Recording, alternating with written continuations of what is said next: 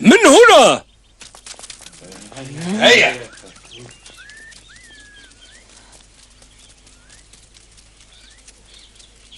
أيها الفتى يا ابن الغابة الشقي، سوف تعاقب على أخذك أبقارنا.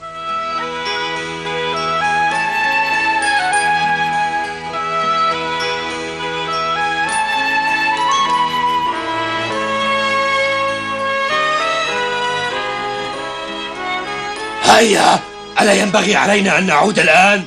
وماذا نفعل بهذا؟ فلنأخذه معنا إلى غابتنا ولنعرضه على الصخرة. فكرة جيدة. ندعو أصدقائنا في الغابة ونقيم حفلا ابتهاجيا. ما رأيك يا ماوكلي؟ أرجو أن تعذروني لما سأقوله الآن. لابد من حمل هذه الجثة للقرية. لقد وعدت رجلا اسمه كيشمي بذلك. تكذبان، ما أقوله أنا هو الصحيح. أيها الفتى، أثبت لنا هذا الكلام. إذا كنت صادقا في كلامك هذا فعلا، فأحضر لنا النمر الشريقان إلى هذه القرية. ما رأيك؟ ماوكلي، لا بأس، سأحضره. سأثبت للجميع أني لا أكذب عليهم. وماذا عن المكافأة؟ هل ستدفعها؟ بالتأكيد نعم، ولكن لا تنسى أيها الفتى، إن لم تستطع إحضاره سوف أقطع لسانك، ولن تنجو من عقابي هذا أبدا. سوف نرى.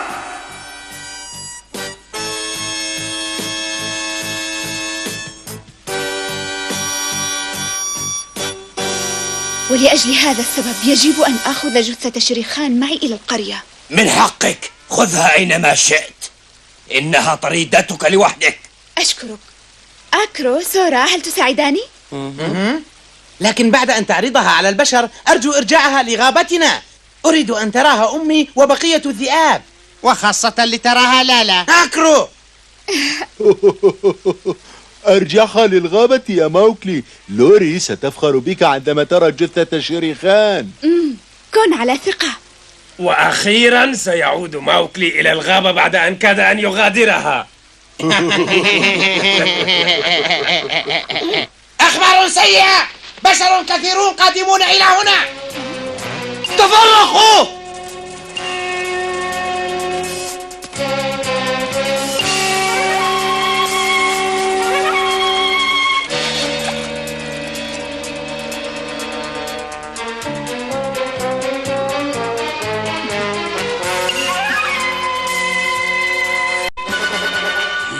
ها هم هنا، اصعدوا. هنا، هيا يا رجال، هيا.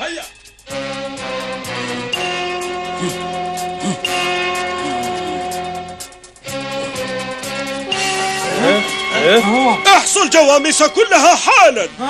هيا بسرعة بسرعة. لماذا سرقت البقرة يا ماوكلي؟ أخيرا ظهرت على حقيقتك. كيشمي، لا تقل هذا عني. هذه الأبقار ملك لسيد بوجي.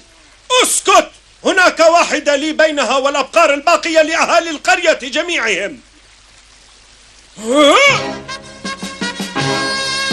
ما هذا صحيح؟ هذا هو النمر آكل الرجل. إنه شريخان، لقد قتلته أنا. نفذت وعدي. ماذا؟ قتلته لوحدك؟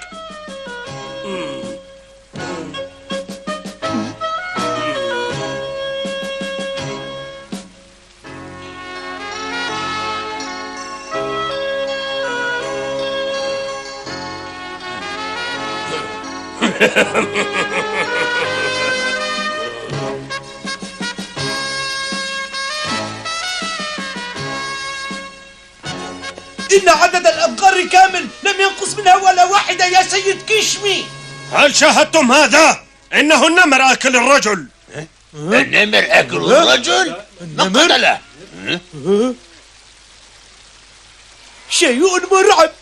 إن جسده مليء بالحروق. لماذا؟ لقد قتلته بالزهرة الحمراء ذات الشعلة الملتهبة.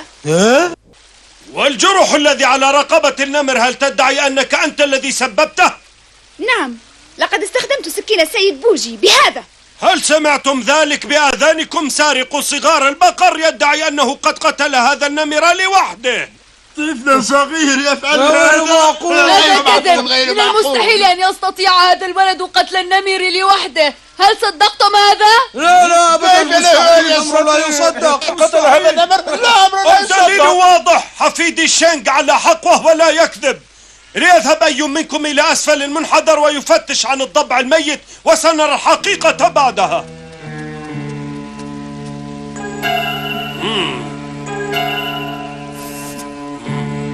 هكذا إذن. كيف وجدته؟ يوجد ضبعان قتلتهما الأبقار، وواضح أن الطعنات كانت بواسطة القرون. هذا ما اعتقدته تماما. هذا يعني أن الجرح الذي على رقبة النمر كان بفعل قرن بقرة. ما رأيكم بالفتاة؟ ما يقول غير صحيح. قصة لا تصدق. غير معقول. إنما يقوله جدي صحيح. أنت تدعي البطولة على حساب غيرك. نعم، سارق البقر ويدعي البطولة أمامنا. لا بد أنه كاذب. إن ما قاله السيد كشمي صحيح أيها الرجال. إن هذا الصغير غير قادر على هذا. لا يمكنه أن يقتل النمر آكل الرجل والضبعين. هذا أمر لا يصدق. إذا كان الأمر كذلك فإن قاتل النمر آكل الرجل والضبعين هي بقرة القرية. هل أنا مخطئ في كلامي أيها الناس؟ قولوا ما رأيكم؟ إن ما يقوله السيد كشمي صحيح. ما رأيكم؟ إن هذه الطريدة من حقنا نحن أهالي القرية، وستصبح جائزة 100 دينار من حقنا نحن. صحيح. البقرة هي التي قتلت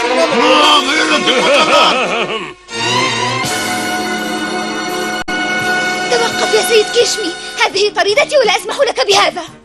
اسكت أيها الصغير، هذه طريدتي وأنا في العادة أحرق شاربي كل طرائدي. كلا، قتلته ورفاق غابتي، لقد ساعدوني عليه. رفاق غابتك؟ أيها الصغير لا يوجد أحد في هذا المكان. أيها الصغير لا تكذب، يكفي أنك سارق للبقر. أنا لست كاذبا ولم أسرق البقر.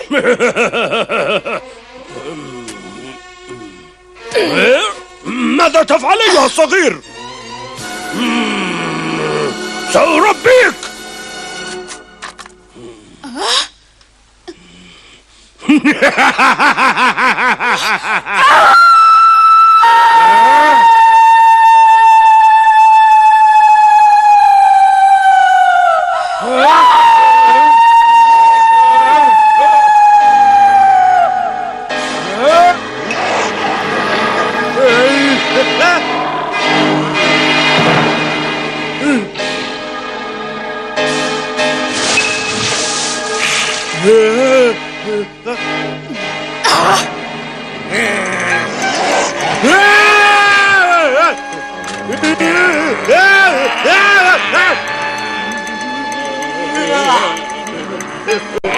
يا سيد كشمي، أنا لا أكذب ولا أسرق. مع رفاق غابتي القريبة من هنا قتلت الشريخان.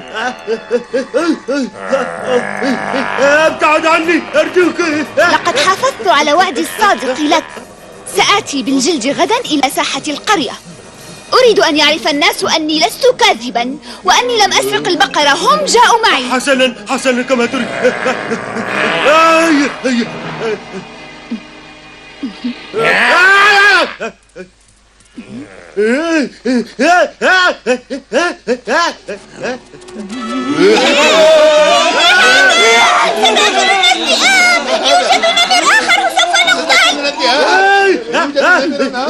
هل اقتنعت؟ حسنا.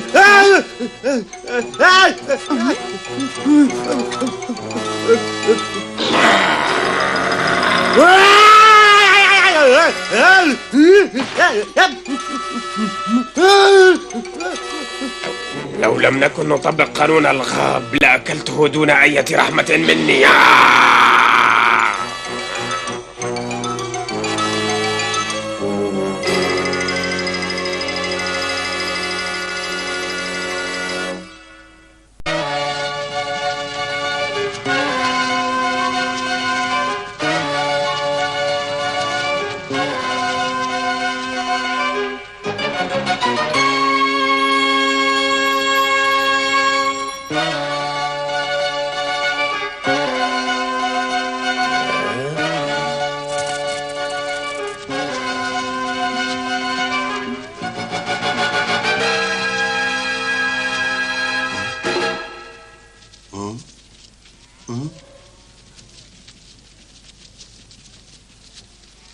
لقد جاءوا! لقد جاءوا!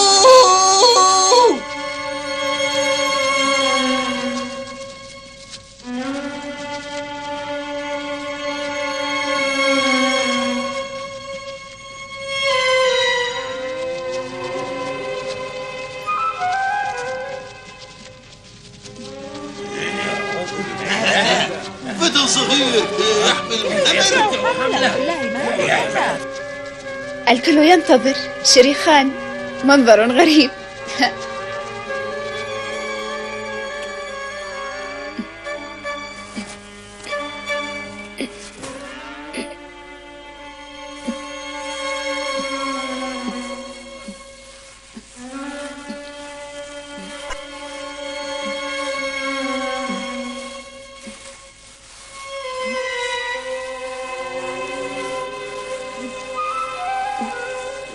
كيف يستطيع كيف يستطيع حمل هذا؟ لا إله إلا لا إله إلا الله. كيف يستطيع حمل هذا النمر؟ ما هذا؟ إلى الساحة. ماذا يفعل به؟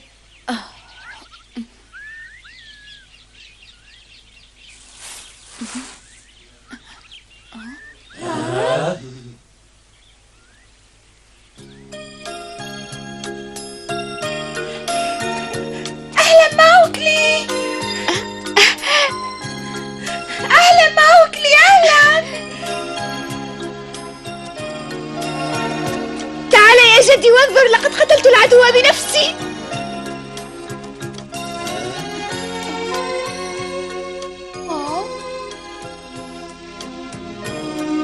ماذا حدث لكم؟ هذا جلد شريخان.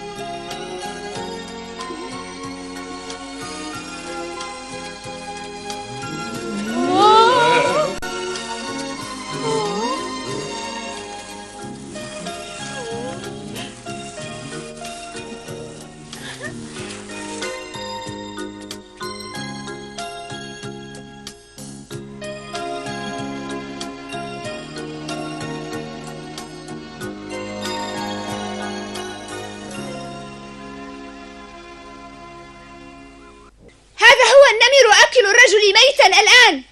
هيا تعالوا وانظروا.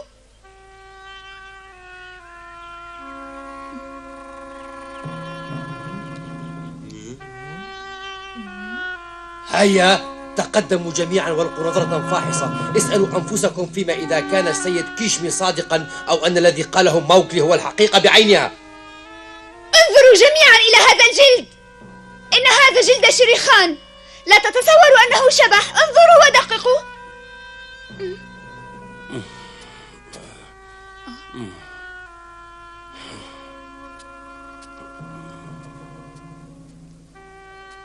إياكم أن تقتربوا من هذا الذئب. إنه شبح لذئب خطير. ابتعدوا عنه، قد يهجم على أي منكم في أي لحظة. أنا شاهدت هذا الفتى بعيني يمارس السحر على الذئاب في الغابة. وأنا شاهدت هذا أيضا. إنه يسيطر على نمر أسود ودب ضخم. هذا صحيح. كانت هناك أفعى كجذع الشجرة، ثم أنه كان على شكل ذئب ذلك الوقت. إنه وحش.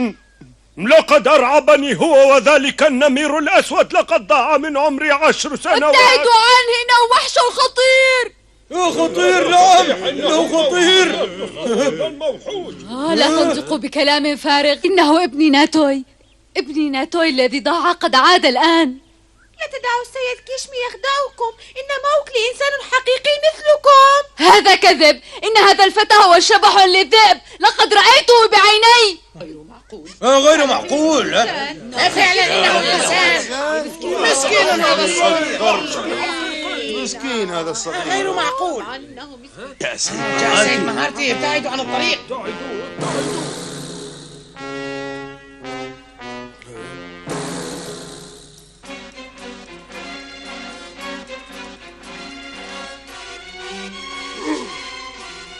أيها الفتى الذئب الشرير، أنت ساحر تسحر الحيوانات. هيا اخرج من هذه القرية. قد تتحول هذه القرية إلى غابة تعبث بها الحيوانات. هيا اخرج. هيا هيا زكى وحش الخطير. هيا من هنا. هيا من هنا. اذهب. انت وحش الخطير. هيا.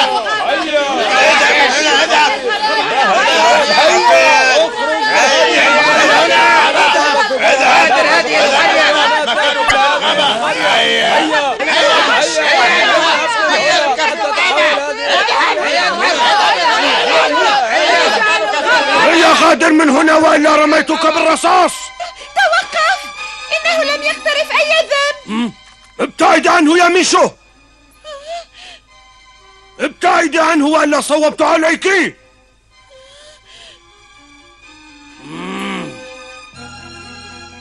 آسف، سامحيني، سأعود إلى الغابة الآن. لقد ثبت لي أن العيش مع تلك الحيوانات البريئة أفضل من البقاء بين هؤلاء البشر الأشرار. لن أبدل أصدقائي بعد اليوم، ولن أنسى لطفك ورقتك يا ميشو. ميشو، وداعا.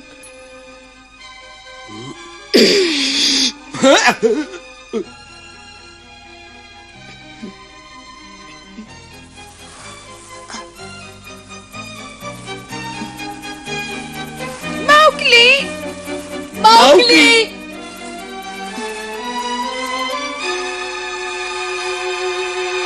قف، هذا الجلد ملكي، أعده لي. قلت لك أعده لي.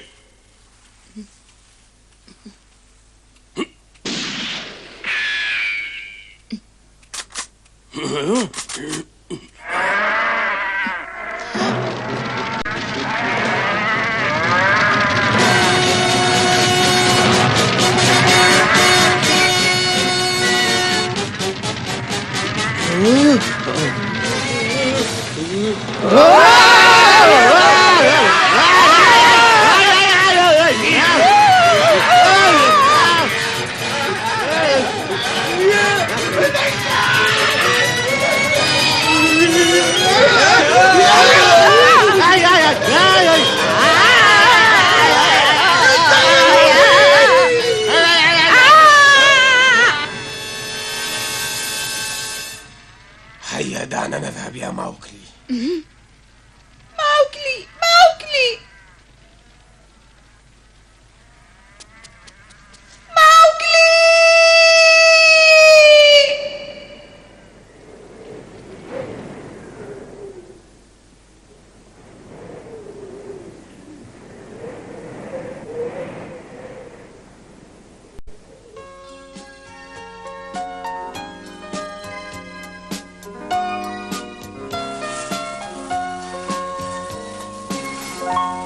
كنت رائعا يا موكلي، حفظت دروسي جيدا. سيسعد برجوعك كل الأصدقاء، لكن أمي ستكون أكثرهم سعادة. نعم أكيد. دعنا نمد هذا الجلد على صخرة الاجتماع الخاصة بالذئاب كي يراه كل من في الغابة يا موكلي. سيفتخر بك الجميع يا موكلي. أثبتت لي أن ألكسندر لم يكن رخيصا عندك. أهلا بك يا موكلي. أهلا شيف.